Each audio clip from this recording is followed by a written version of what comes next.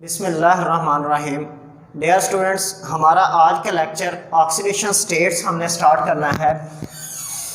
सबसे पहले हम ऑक्सीडेशन स्टेट की डेफिनेशन करेंगे। अगर आपको याद हो तो आपने बेटा 9th क्लास में चैप्टर नंबर 7 इलेक्ट्रोकेमिस्ट्री वाला और इसके साथ साथ आपने फर्स्ट ईयर में चैप्टर नंबर 10 इलेक्ट्रोकेमिस्ट्री वाला, इन दोनों क्लासेस में आपने इलेक्ट्रोकेमिस्ट्री वाले चैप्टर में भी ऑक्सीडेशन स्टेट की डेफिनेशन पढ़ी है। लेकिन हम इसको एक बार दोबारा स्टडी करेंगे कि the net charge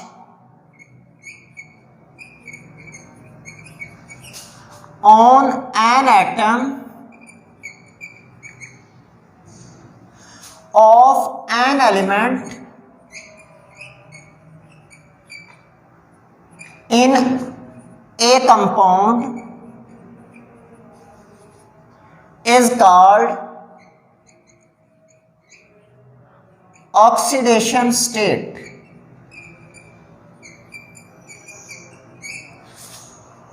remember that यहां पे ये चीजें बड़ी प्रोमिनेंट हैं कि एन एटम, इससे मुराद एक एटम ही है। हो सकता है उसी एलिमेंट के एक से ज्यादा एटम्स मौजूद हों, तो वो नहीं, सिर्फ एक एटम पर, एक एटम के हिस्से में ऑफ एन एलिमेंट हो सकता है कि एक कंपाउंड में एक से ज्यादा एलिमेंट्स के एटम्स मौजूद हों, लेकिन उनमें से किसी एक एलिमेंट के फिर उसके भी एक एटम पर जो चार्ज जाहिर होता है।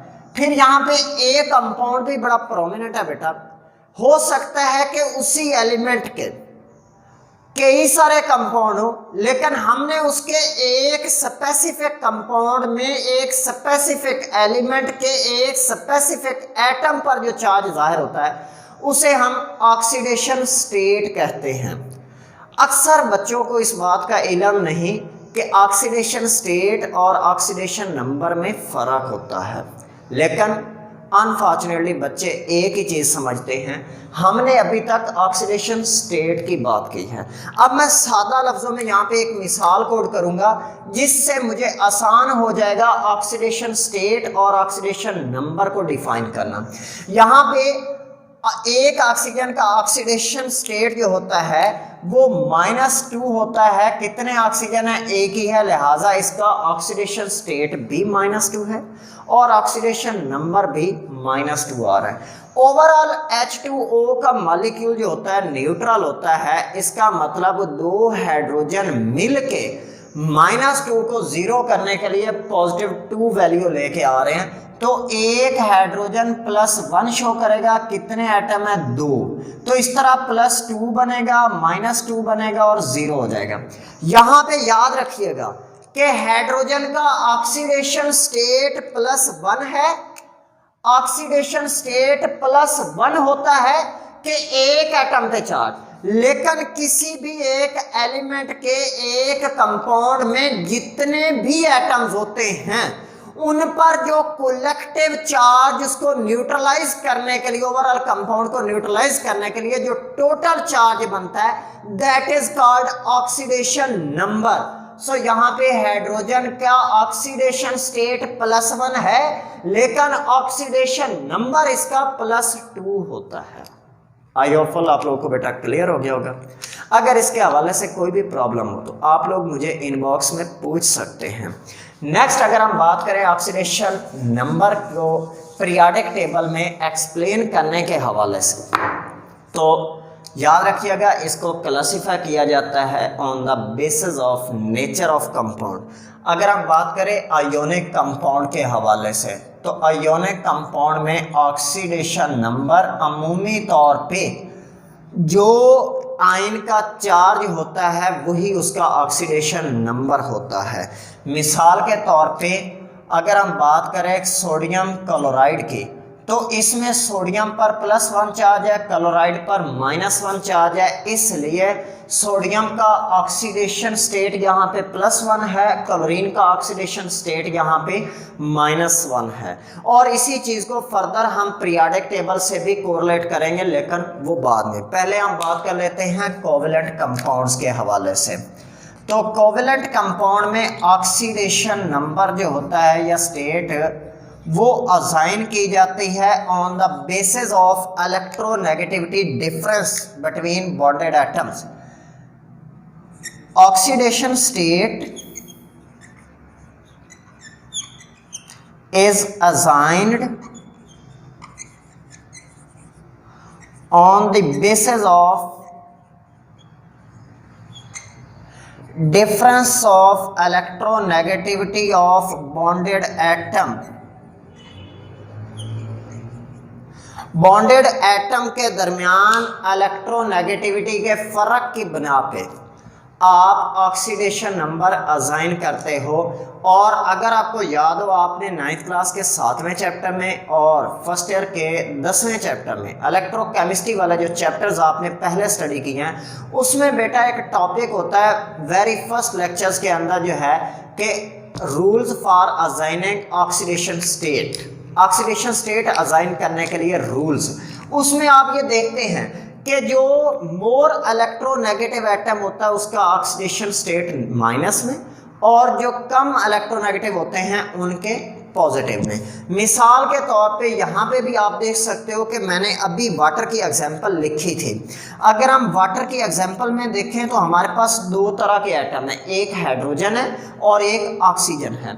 अगर हम इनमें से इलेक्ट्रोनेगेटिविटी देखें तो ऑक्सीजन की इलेक्ट्रोनेगेटिविटी ज़्यादा होती है, इसलिए ये नेगेटिव में ऑक्सीडेशन स्टेट अपना जाहिर करेगा, और हाइड्रोजन की कम होती है इसलिए ये पॉजिटिव में अपना ऑक्सीडेशन स्टेट जाहिर करेगा। उसके बाद हम इसको पीरियोडिक टेबल के अंदर अगर देखें तो ट्रेंड इन पीरियोडिक टेबल,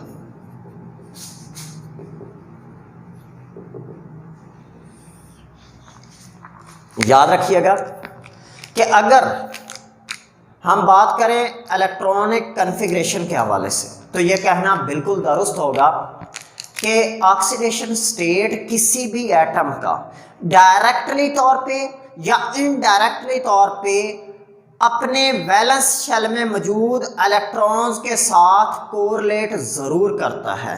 मिसाल के तौर पे अगर हम बात करें अलोंग द पीरियड के हवाले से,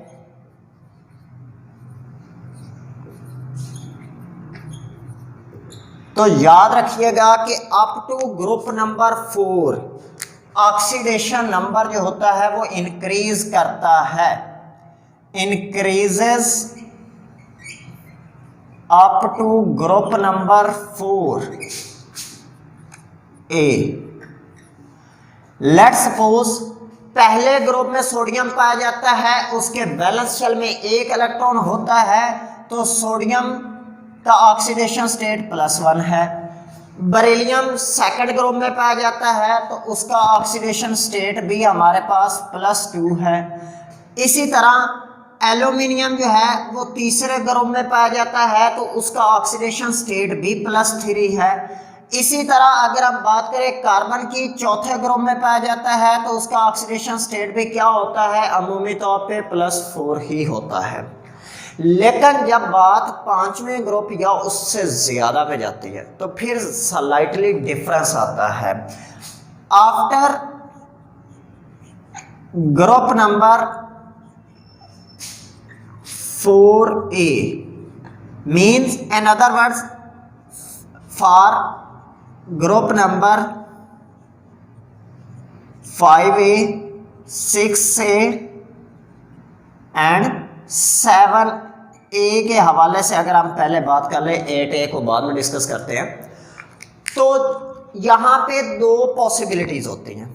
एक तो वैलेंस शेल में मौजूद इलेक्ट्रॉन्स की तादाद बी ऑक्सीडेशन स्टेट हो सकती है, नंबर ऑफ वैलेंस इलेक्ट्रॉन्स।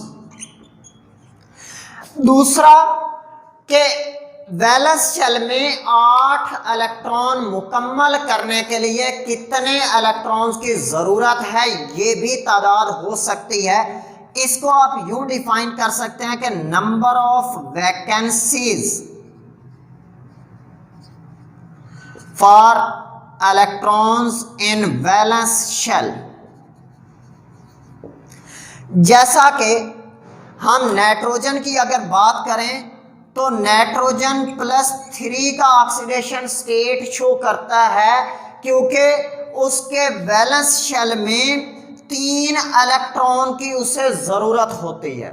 5वें ग्रुप में पाया जाता है, वैलेंस शेल में 5 इलेक्ट्रॉन मौजूद होते हैं, 8 पूरे करने के लिए 3 इलेक्ट्रॉन की ज़रूरत होती है, इसलिए +3 भी शो कर सकता है।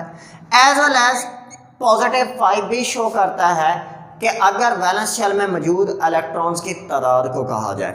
इसी तरह सल्फर की बात करो तो वो 6ठे ग्रुप में पाया जाता है, इसलिए +6 भी शो कर सकता है। एज वेल एज वो हमारे पास -2 भी शो कर सकता है कि वैलेंस शेल में 6 इलेक्ट्रॉन होते हैं, 8 पूरे करने के लिए 2 इलेक्ट्रॉन मजीद हासिल कर ले, तो ये भी पॉसिबिलिटी है। 7वें ग्रुप वाले वैलेंस शेल में 7 इलेक्ट्रॉन होने की वजह से अमूमी तौर पे 1 इलेक्ट्रॉन हासिल करके -1 ही शो करते हैं। इसी तरह अगर हम बात करें 8वें ग्रुप के लिए, फर्दर अब हम बात कर लेते हैं 8वें ए के हवाले से नोबल गैसेस वाला, तो चूंकि उनके वैलेंस शेल में 8 इलेक्ट्रॉन मुकम्मल होते हैं, इसलिए ना वो इलेक्ट्रॉन हासिल करते हैं ना वो खारिज करते हैं।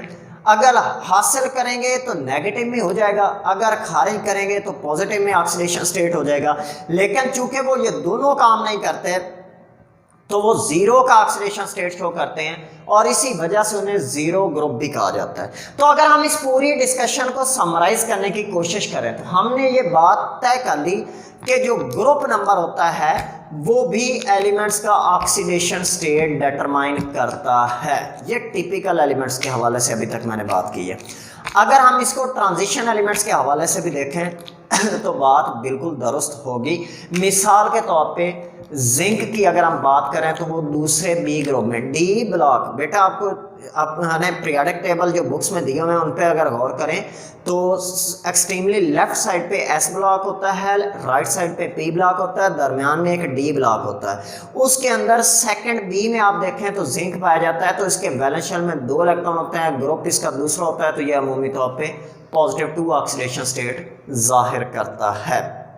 उसके बाद अगर हम बात करें विद इन द ग्रुप के हवाले से ऑक्सीडेशन स्टेट की, तो याद रखिएगा